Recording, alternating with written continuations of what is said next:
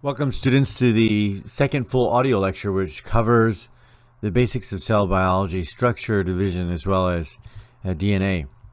This part of the course, we're really focusing on just kind of understanding how cell biology works in terms of its composition, as well as how cells divide or even replicate in some ways, and DNA is the building blocks of life. So we study the basics of cell structure often, or know something about cell structure, because there are some components that will also play a role later in the course. And then we have DNA, and DNA, as the building blocks of life, are contained inside of the cell. So we need to know a little bit about cell biology in order to move forward to talk about things like DNA, as well as evolution and variation. The basics of cell biology can be summed into the types of cellular life, as well as cell structure. And then the next topic usually covers how a cell can replicate or divide. And that's typically divided into two, mitosis and meiosis. Mitosis being body cells and meiosis being germ cells. This lecture will cover, a few slides on cell structure, as well as the brief history of cellular life on Earth. And the second section will cover how cells divide, both mitosis and meiosis. And the last part, the third part, will cover DNA. When we look at the history of cellular life on Earth, we've been able to isolate a few major types of cells. Well, we can start with two basic kinds, one known as prokaryotic cells, as well as eukaryotic cells.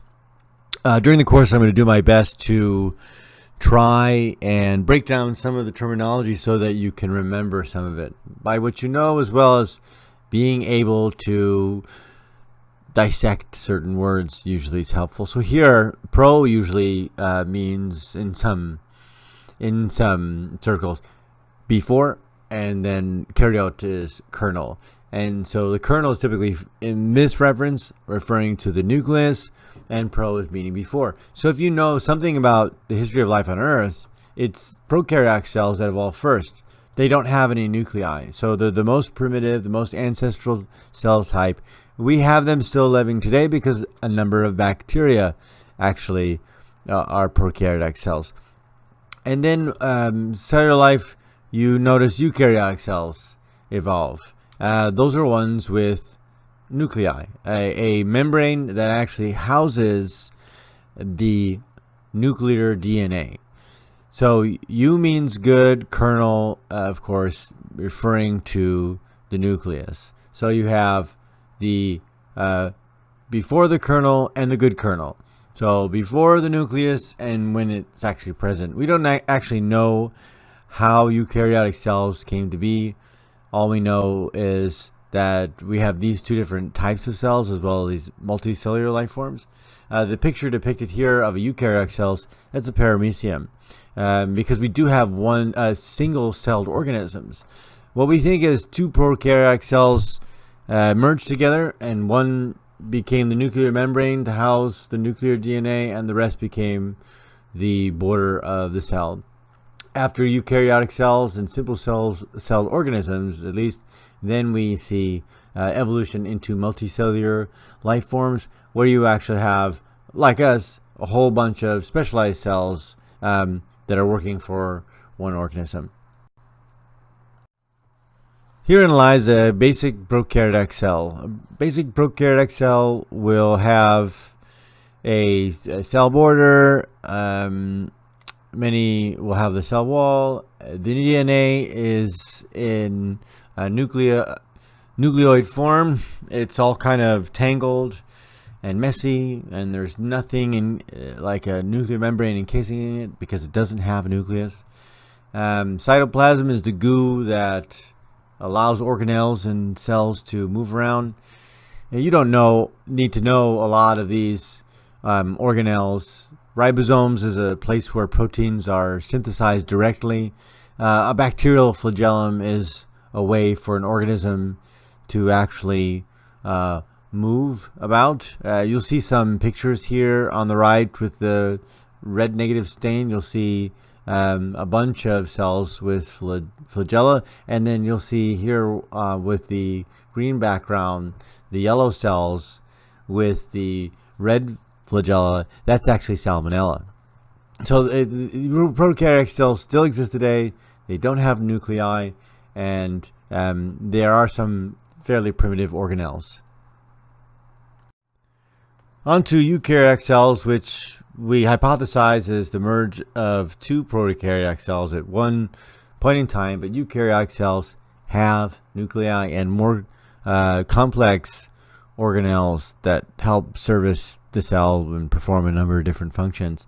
So these are cells with nuclei, an actual membrane that encases the nuclear DNA, a number of other kind of important organelles that you should remember here is mitochondria, which is plural, mitochondrion is singular.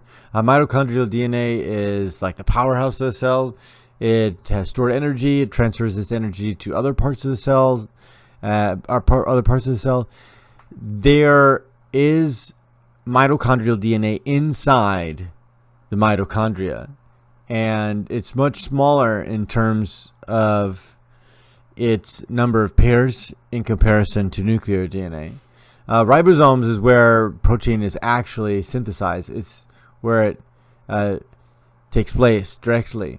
And many of the other organelles you won't need to know for this class.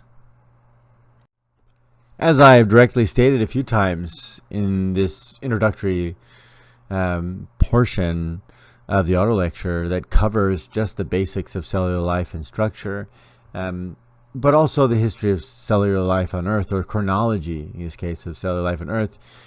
Formation of the Earth is about 4.6, 4.7 billion years old. Usually the best evidence for prokaryotic cells are stromatolites, which are pictured here at about 3.5 billion years old. We have some that still exist today. These are algae. Some of them still exist on the Great Barrier Reef in Australia, but we have good fossils of them. But we also do have, because of global warming and climate change, some places where we're noticing older life.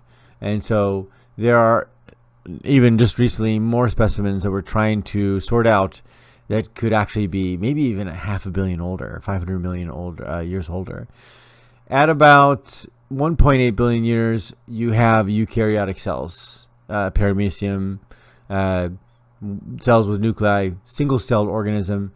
And then at about almost 600 million years ago, that's when we have multicellular life forms, some of the first evidence for plants.